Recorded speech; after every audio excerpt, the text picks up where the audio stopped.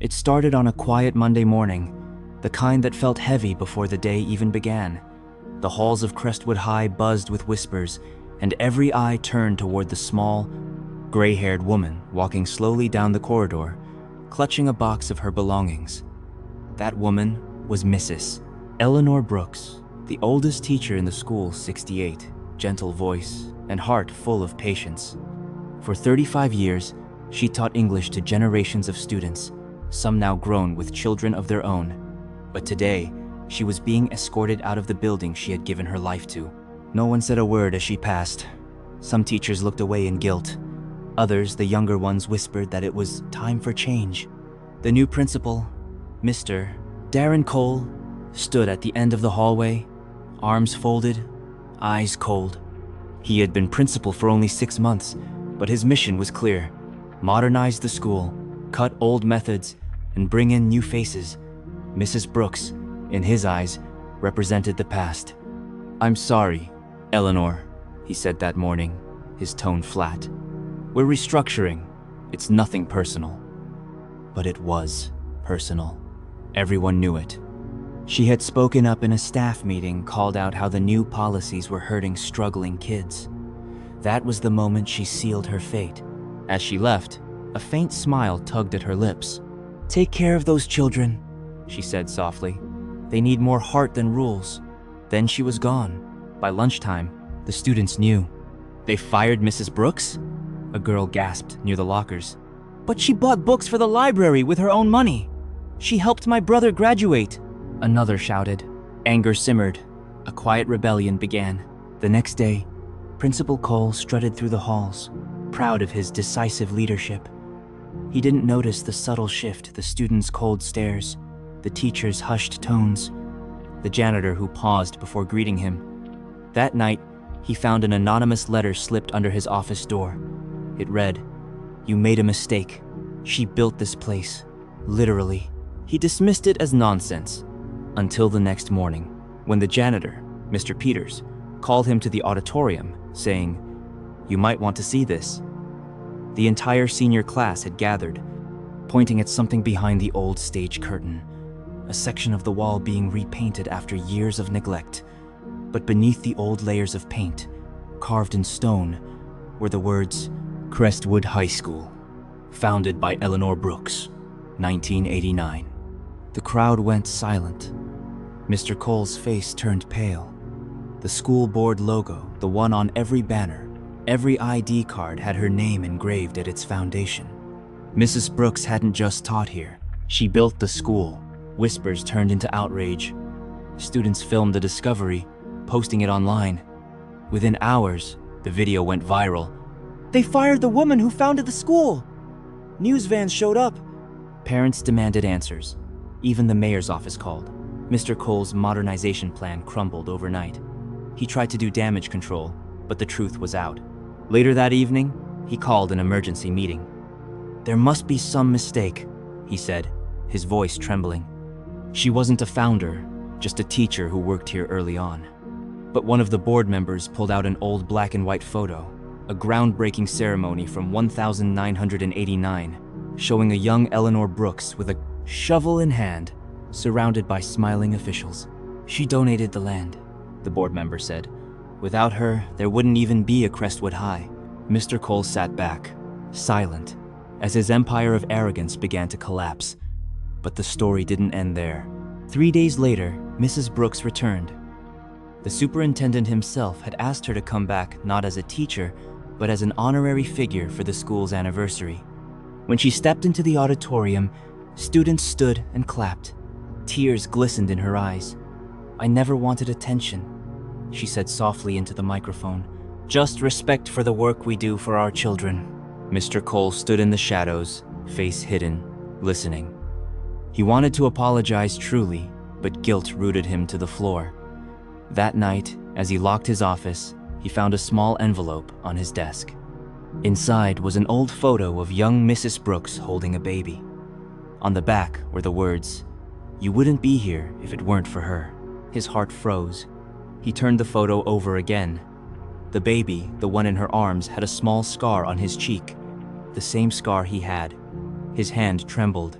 "No, that can't be," he whispered. He rushed to his computer, searching old archives, school history, anything that could make sense. And there it was. A donation record signed by Eleanor Brooks years before the school opened, and a note at the bottom, dedicated in memory of my late son, Daniel Cole. His father, Principal Darren Cole, fell into his chair, eyes wide, realizing the woman he had fired, the woman he had humiliated, had founded the school in memory of his own father. The walls seemed to close in. Every cruel word he'd said to her echoed back at him. The next morning, she was gone again, retired for good this time, her house dark and empty. But on her desk sat a single note.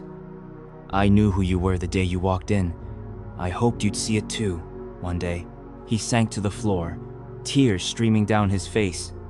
For the first time in years, the proud, ambitious man felt the full weight of shame. But as he wiped his tears, something caught his eye. A small key taped to the note.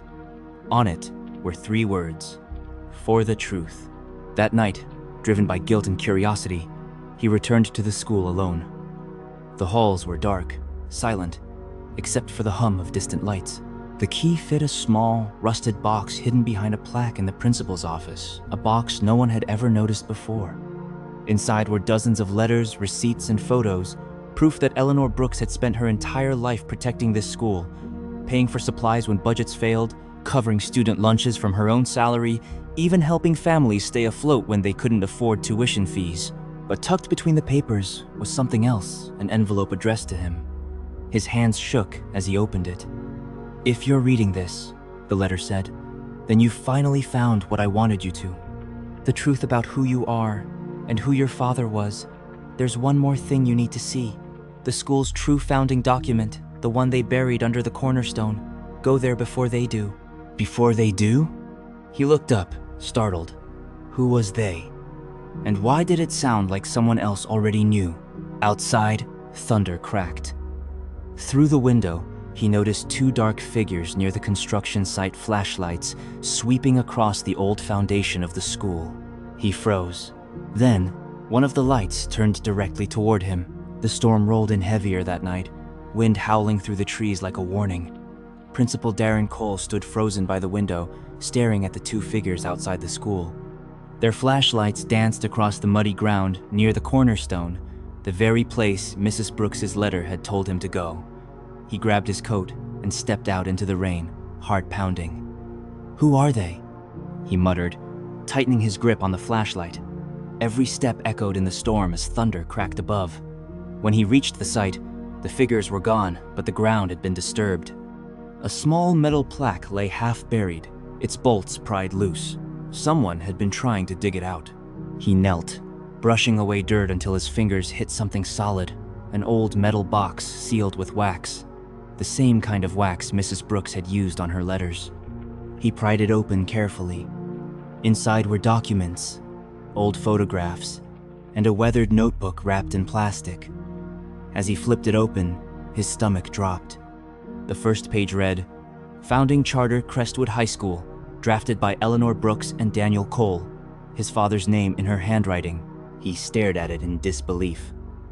This wasn't just a memorial his father helped build the school, and beside the signature was another name he didn't expect, Victor Hale, current superintendent. The same man who had convinced him to fire Mrs. Brooks. The next few pages were filled with signatures, land deeds, and agreements. But one document stood out and unsigned. Before he could read further, a noise startled him, a faint click behind him. He turned. A figure stood there in the rain, face shadowed under a hood. "You shouldn't have found that," the man said coldly. Darren's heart stopped. "Who are you?" he demanded. The man stepped closer, revealing a familiar face, one of the district auditors who had been in his office weeks ago. "Orders came from the top," the man said. "That box was supposed to be destroyed years ago. Mrs. Brooks was the only one who knew." "What's in these papers?" Darren shouted. But the man didn't answer. Instead, he lunged forward, grabbing the box. They struggled in the mud, papers flying into the rain. "You don't understand!" Darren yelled. "This is my father's legacy!" The man swung, knocking him down, and snatched a handful of documents before disappearing into the storm. By the time Darren got up, the box was half empty, its contents soaked. He stuffed what remained into his coat and stumbled back into the school, shivering and shaken. Inside, he spread the papers across his desk. There were fragments of letters Eleanor Brooks's handwriting again. They took the school funds. They hid it under his name. If my son ever returns, he deserves to know. Her son? He froze, rereading the line. His mind raced. Could she have meant him? But no, it didn't make sense. Unless she hadn't been referring to Daniel, but someone else entirely. The door suddenly burst open. It was Mr. Peters, the janitor. "You need to leave," he whispered urgently. "Now." "What? Why?" Darren asked. The janitor's hands trembled. "They're coming for you, son. You found what they've been hiding. Eleanor tried to expose them years ago. They silenced her once, they'll do it again." "Silenced?" Darren repeated, his blood running cold. "She's not dead," Peters said, eyes darting toward the dark hallway. "But they made her disappear. She was getting too close to proving the superintendent laundered the school's foundation funds." Before Darren could speak, headlights flashed outside black SUVs pulling into the parking lot. Men in suits stepped out, their movements precise, deliberate. "It's too late," Peters muttered. "They know you found the documents." Darren grabbed the soaked pages, shoving them into a folder. "If what you're saying is true, then Mrs. Brooks is still alive," he said. "And I need to find her." Peters nodded. "There's a cabin north of town. She used to go there when she needed quiet. But you'll have to move now. Those men, they don't leave loose ends." The power suddenly went out. Darkness swallowed the office. Only the faint red glow of the emergency lights remained. Footsteps echoed in the hallway. Voices murmured deep, steady, professional. Darren and Peters exchanged a glance. They crept toward the back exit, papers clutched tightly, hearts racing. But just as they reached the door, a beam of light cut through the darkness. "Principal Cole," a voice called from behind. "You're in possession of restricted documents. Hand them over, and no one gets hurt." Darren froze. Peters whispered, "Go. I'll hold them off." Before Darren could protest, Peters shoved him out the back door and slammed it shut. Seconds later, a struggle erupted inside shouts, crashes, the sound of breaking glass. Darren ran into the rain, clutching the folder against his chest. He didn't stop until he reached his car. His phone buzzed. An unknown number flashed on the screen. Hesitant, he answered. A familiar voice came through, soft, calm, unmistakable. "Darren, it's Eleanor." He nearly dropped the phone. "Mrs. Brooks? You're alive?" "Barely," she said, her tone urgent. "Listen carefully. They're watching you. Everything they told you about the school, about your father, it's not the full truth." "Then tell me what is," he said. There was silence on the line for a moment. Then she whispered, "Your father didn't die in an accident. He was killed because he tried to expose them.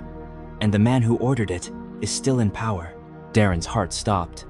"You mean?" "Yes," she interrupted. "The superintendent, Victor Hale. And he knows you've got the proof. If you want to live, meet me at the old cabin by dawn. Bring the documents. Don't trust anyone." The line went dead. Lightning struck in the distance. The rain poured harder. Darren sat frozen, her words echoing in his mind. Then, from the corner of his eye, he noticed something through the windshield. A black SUV parked across the street. Two silhouettes inside. Watching, he turned the ignition, tires screeching as he sped off into the storm. Behind him, the SUV followed, headlights off, silent as death. Mrs. Brooks's voice replayed in his head. "Don't trust anyone."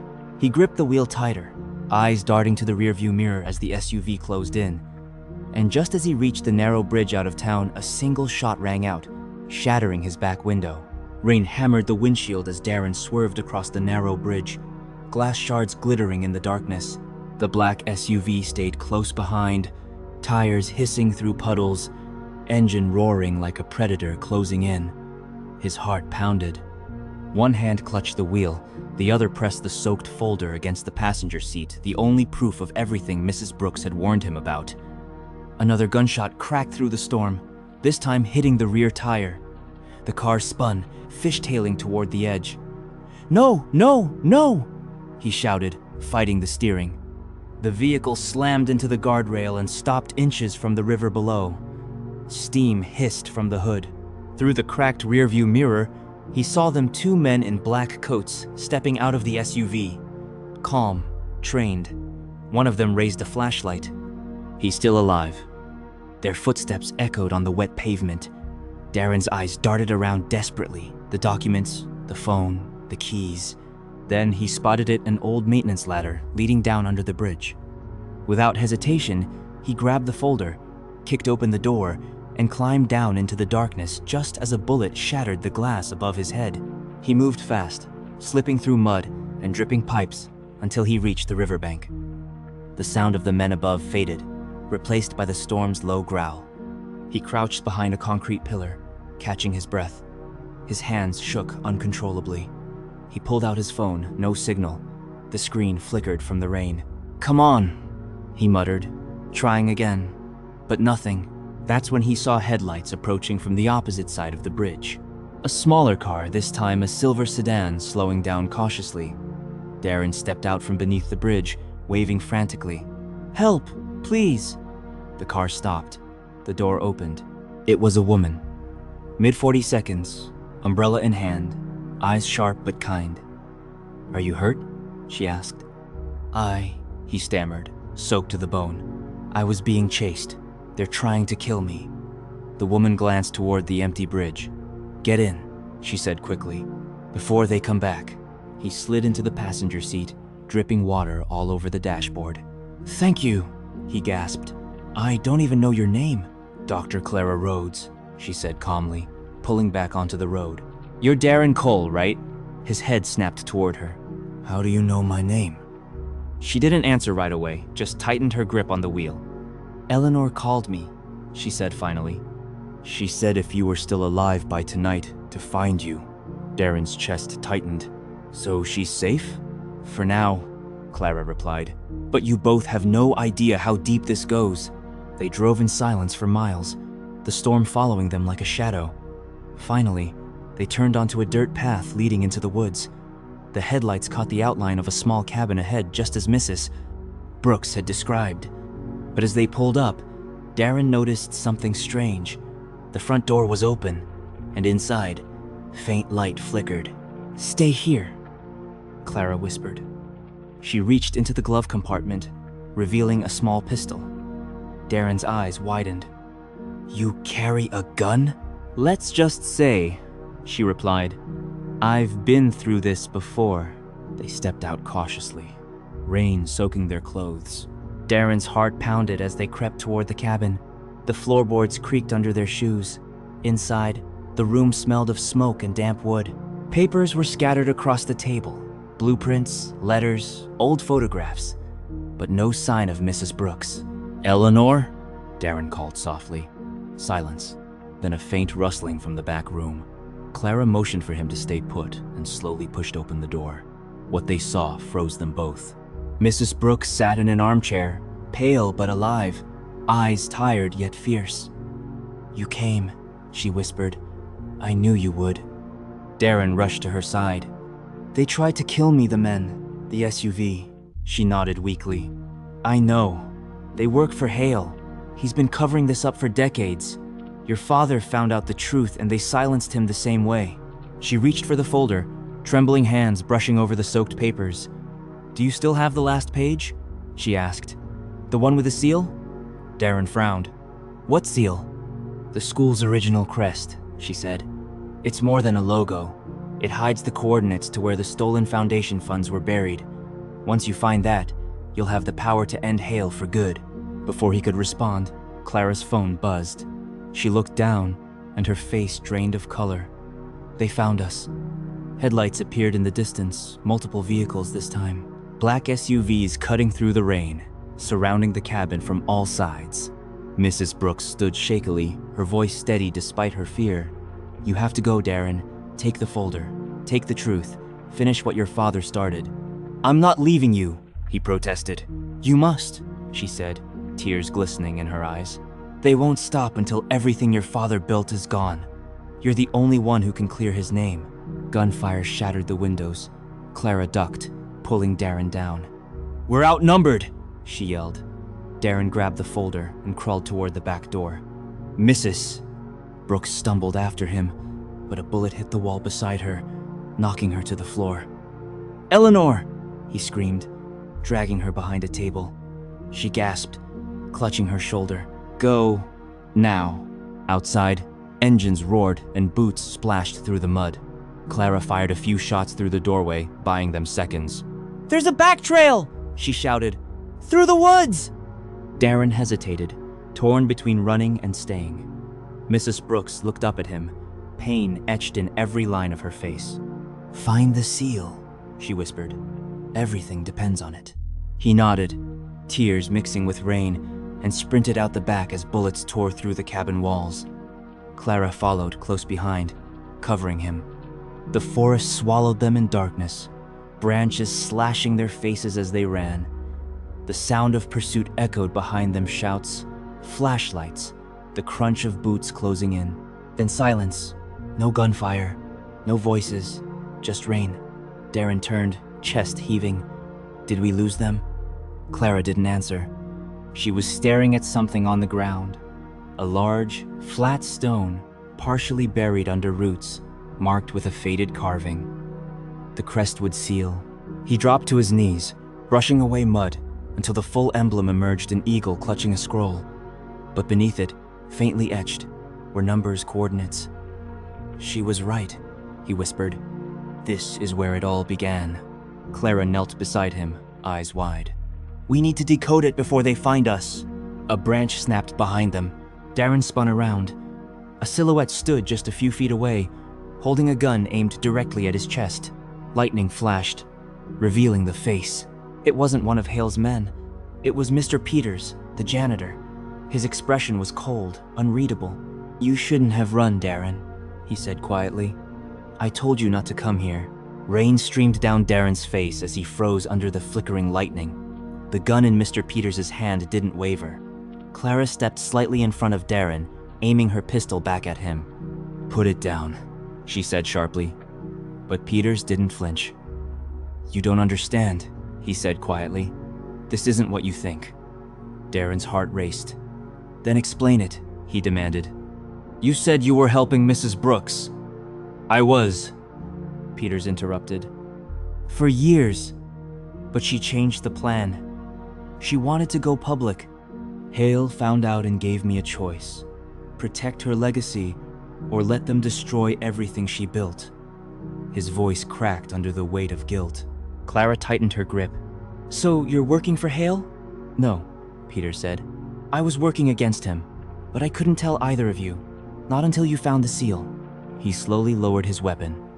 "That emblem, those coordinates, they lead to the original trust account your father and Eleanor created. Hale's been siphoning money from it since the beginning. Millions meant for the school system."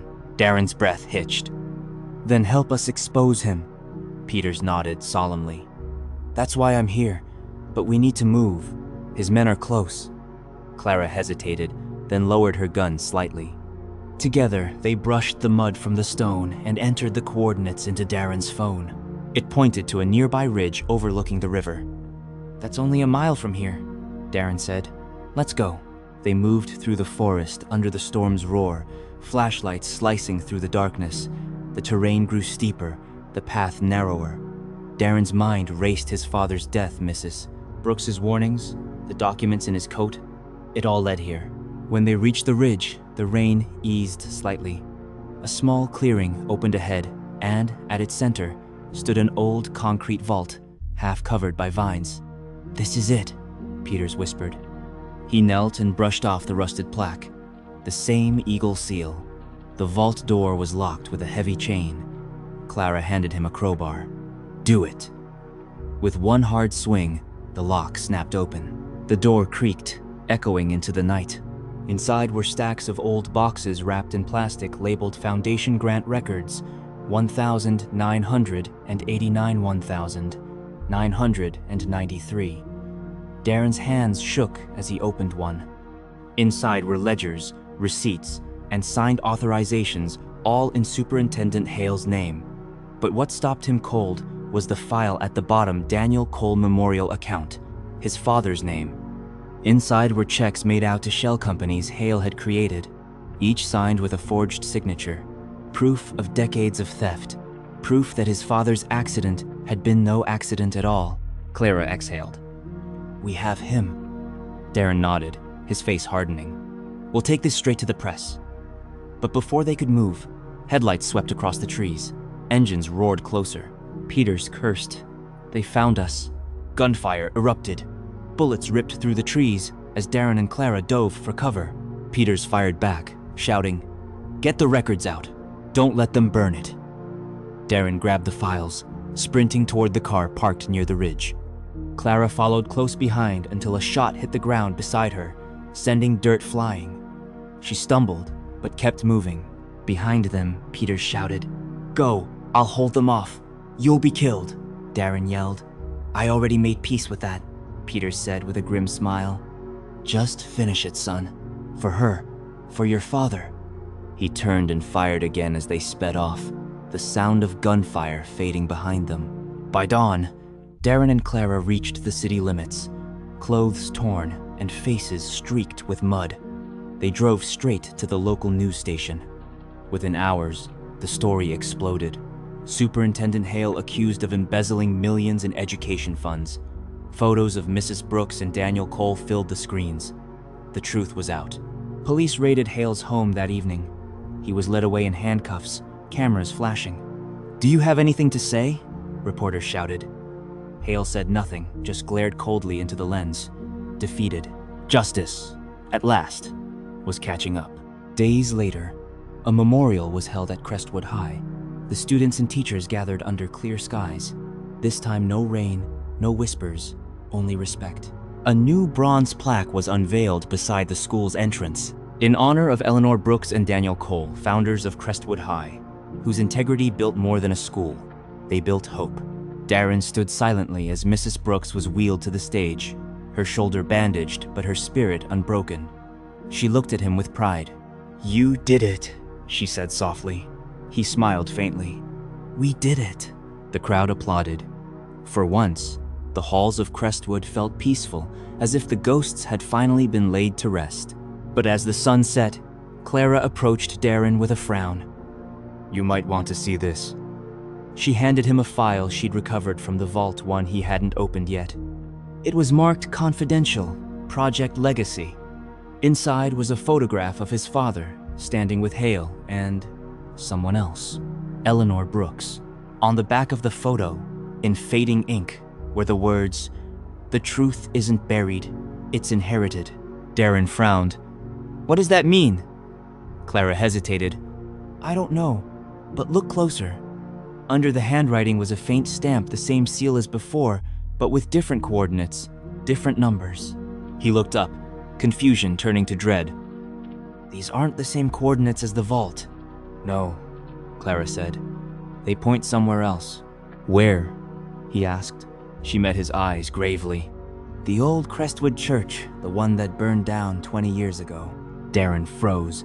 That church had been abandoned since his father's death. "Why would the seal lead there?" he whispered. Clara's expression darkened. "Maybe because the real secret isn't about the money. Maybe it's about what your father discovered before he died." The wind picked up, rustling the trees behind them. Darren turned toward the horizon, the silhouette of the old church barely visible in the distance. Its roof collapsed, its bell long silent. A cold chill crept up his spine.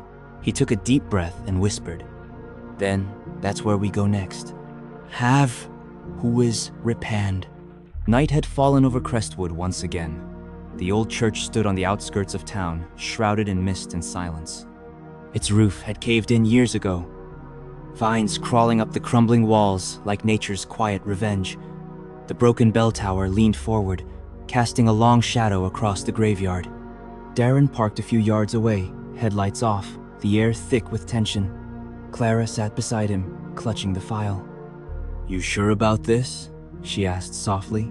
After everything we've been through, maybe it's time to let it rest. Darren shook his head. If my father died for this, if Mrs. Brooks risked her life to protect it, I need to know what's still buried here. They stepped out into the cold night, flashlights cutting through the fog. The church doors were boarded shut, but Darren pried them open. The hinges groaned, echoing through the hollow building. Inside, dust and broken glass covered the pews.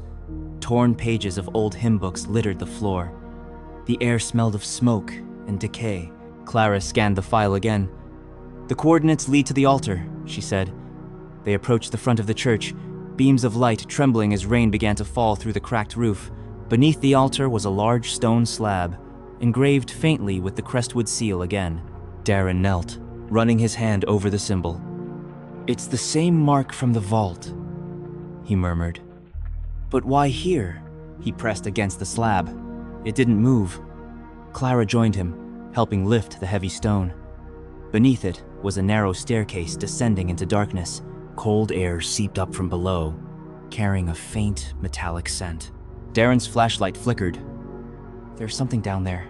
They descended slowly, each step creaking under their weight. The staircase led into a hidden basement lined with old wooden shelves. Boxes, filing cabinets, and dusty ledgers filled the space, untouched for decades. In the center of the room sat a single metal table with a tape recorder and a stack of old reel tapes. Darren brushed the dust off one of them. Written in black marker were the words, Confession Superintendent Victor Hale, 1989. His breath caught. This can't be real. Clara picked up the recorder, blowing off the dust. Looks like it still works, she said, pressing play. A crackle of static filled the air. Then, a familiar voice, older, shaky, but unmistakable. Victor Hale. This recording is for Daniel Cole. If you're hearing this, it means they've found me out. The board, the investors, they're laundering money through the Crestwood Foundation. Eleanor knows. She's threatening to expose us. I told her to stay quiet, but she won't. And if she tells Daniel, they'll kill him. I can't stop them now. The school was supposed to be built on hope, but it's built on blood. Darren's heart pounded. He admitted it, he whispered. He admitted everything, but the tape didn't stop. There was another voice, now softer, trembling. Eleanor Brooks, if this message ever reaches my son, know that I never stopped fighting. Daniel was murdered because he found the proof. Hale tried to frame it as an accident, but I kept the evidence hidden here. Darren, if you're the one hearing this, it means the truth has survived, and that means you must too. Darren froze. She said my name, he whispered. She said, then, from above, a noise echoed footsteps. Heavy, deliberate. Clara shut off the recorder and looked up. Someone's here. They doused their flashlights, pressing against the wall as faint light flickered from the stairwell. Shadows moved across the floor. Voices followed low and menacing. Check every corner, one said. Hale wants that recording. Darren clutched the tape and folder to his chest. We can't let them take this. Clara nodded. There's another exit, she whispered, pointing to a rusted door at the far end of the basement. They crept quietly across the room, trying not to make a sound, but the floorboards betrayed them a loud creak. Down there! A voice shouted. Bullets tore through the shelves, splintering wood and paper. Darren and Clara ducked, crawling behind the old table. We can't outrun them, Clara hissed. We'll have to fight! Darren looked at her then at the recorder in his hand. No, he said. We expose them right now. He grabbed his phone and started recording the playback of Hale's confession. The audio filled the air again, Hale's voice echoing through the old church basement. The gunfire stopped. The men froze. Hale's voice echoed one last time. If the truth gets out, none of us will survive it. Sirens blared outside. Police lights flashed through the broken stained glass. Clara smiled faintly. Looks like your upload went viral. What? Darren asked, confused. She turned her phone toward him. Live streaming, 1.8 Kelvin's viewers. I wasn't taking chances, she said with a smirk. The world's hearing this right now. Moments later, armed officers stormed the church, arresting the men. Superintendent Hale himself was among them, dragged in cuffs, shouting, "You don't know what you've done. You think this ends with me?" But Darren stood tall. "No," he said calmly. "It ends with the truth." A week later, the news exploded nationwide. Crestwood's scandal exposed Superintendent Hale, sentenced after decades of corruption. Schools across the district were audited. The stolen funds were recovered. And Mrs. Brooks, though frail, lived long enough to see justice served. At her bedside, Darren visited one last time. She smiled weakly, eyes soft with peace. "You did it," she whispered. "You finished what your father started." He squeezed her hand gently. "We did it together." Her eyes drifted toward the window, where sunlight broke through for the first time in weeks. "Do you hear that?" she murmured, the children laughing. "That's the sound of healing." Moments later, she closed her eyes, her mission finally complete. Months passed. Crestwood High thrived again, rebuilt, renewed, and renamed in her honor, the Eleanor Brooks Academy for Hope. Darren stood at the dedication ceremony, staring at her name engraved beside his father's. The crowd applauded, cameras flashed, and the principal handed him a sealed envelope found among her old belongings. Inside was a short handwritten note. "Truth never dies, Darren, but beware corruption doesn't either. For every wall you break, another will rise. Stay ready." He folded the note carefully, pocketing it. But as he looked out at the cheering crowd, something caught his eye. A man in a dark suit standing near the gates, watching him intently. When their eyes met, the man turned and disappeared into a black car. Darren's smile faded. Clara noticed. "What's wrong?" she asked. He stared toward the road, voice low. If Hale wasn't the one at the top, then who was? Rain poured hard against the windows of the newly named Eleanor Brooks Academy, drumming like restless fingers of fate. It had been 6 months since Superintendent Hale's arrest, and Darren thought peace had finally returned. But lately, something felt off. Anonymous letters had started showing up on his desk. No return address, no handwriting he recognized, just short, cryptic phrases. "You only cut one branch. Look deeper into the funding. Your father wasn't the only one they silenced." Each message ended with the same signature, a single letter, V. That morning, Clara burst into his office, soaked from the rain. "You need to see this," she said, holding a tablet. "The school's digital archive, someone's been erasing files. Financial reports, board minutes, all of it." Darren frowned. "That doesn't make sense. We replaced the entire board." She hesitated. "Except one seat," she said quietly. "The new chair of operations, Victor Lang." Darren's stomach dropped. That name, that letter V. He pulled up the school's security feed. Lang had arrived just weeks after Hale's arrest, claiming to rebuild trust. But something about him was too smooth.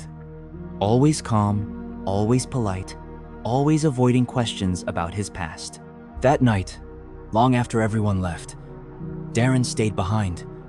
He searched Lang's personnel file, only to find it locked behind multiple encryptions. When he finally bypassed them, what appeared on the screen made his blood run cold. Victor Lang, birth name, Victor Hale Jr. Relation, son of Superintendent Victor Hale. The air left Darren's lungs. The son of the man who destroyed Crestwood was now running it. He barely had time to process before the lights flickered. The office phone rang once, then went dead. Footsteps echoed in the hallway. Slow, deliberate. He turned off the monitor and slipped the USB drive from the computer. The door creaked open. Lang stood there in the dark, smiling faintly. "You've been busy," he said softly. Darren clenched his jaw.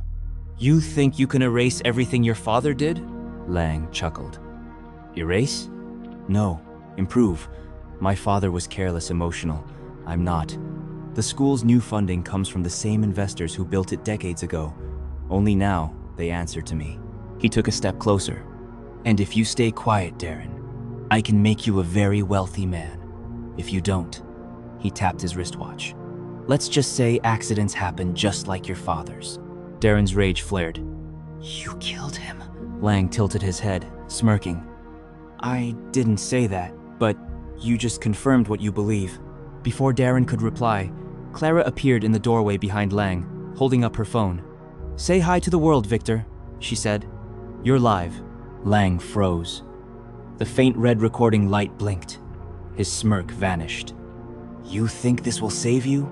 He hissed. Darren stepped forward. It's not about saving us. It's about saving every student who walks through these doors. Lang lunged for the phone, but Darren tackled him. They crashed into the desk, papers flying, thunder roaring outside. The USB drive slid across the floor. Lang scrambled for it, but Clara kicked it away, sending it under a cabinet. Sirens wailed in the distance again. This time, backup wasn't coming to silence the truth. It was coming for it. Lang tried to run, but Darren grabbed his arm. Your father built this school on lies. I'm rebuilding it on truth, Lang snarled. You're just like him. You think the world cares about truth? They only care about power. Darren looked him dead in the eyes. Then maybe it's time power finally lost. The door burst open. Police flooded the room, guns drawn. Lang's watch beeped rapidly, a hidden panic device. He's armed, an officer shouted. They wrestled him to the ground, cuffs clamping around his wrists as he screamed, You don't understand. There's more. You'll never find the real ones behind this. Clara and Darren watched silently as they dragged him out into the storm. The flashing red and blue lights painted the hallway just like the night it all began. Weeks later, national headlines told the final chapter. Victor Hale Jr., arrested in attempted revival of corruption network. The investigation uncovered millions in laundered education funds, all tied to a powerful foundation operating in secret for decades. The public demanded transparency. The government stepped in. Change, finally, began. At the next school assembly, Darren stood before the students and staff, his voice steady, eyes bright. This school was built on pain, but it stands now because people believed in truth. Mrs. Brooks believed, my father believed, and now, every one of you will carry that torch forward. The crowd rose in applause. Tears welled in his eyes as he looked up at the mural on the back wall painted in her honor. Eleanor Brooks Academy, founded on truth. Clara placed a hand on his shoulder. You did it, Darren. It's finally over. But Darren didn't answer. His gaze lingered on the students, then shifted toward the back of the hall. A man in a dark suit was standing there again, the same one from the dedication ceremony. He wore a silver ring with the Crestwood seal engraved on it. Their eyes met. The man smiled faintly and vanished into the crowd. Darren's expression hardened. No, he murmured. It's not over. It's just beginning. Thunder rumbled in the distance. A new envelope slid under Darren's office door as he walked away. He stopped, turned back, and picked it up. On the front, one single word was written in black ink. Next. Do you believe evil ever truly ends, or does it simply find new faces to wear? Let us know your thoughts in the comments section. For more dramatic true-to-life stories like this filled with betrayal, justice, and redemption, subscribe to the channel.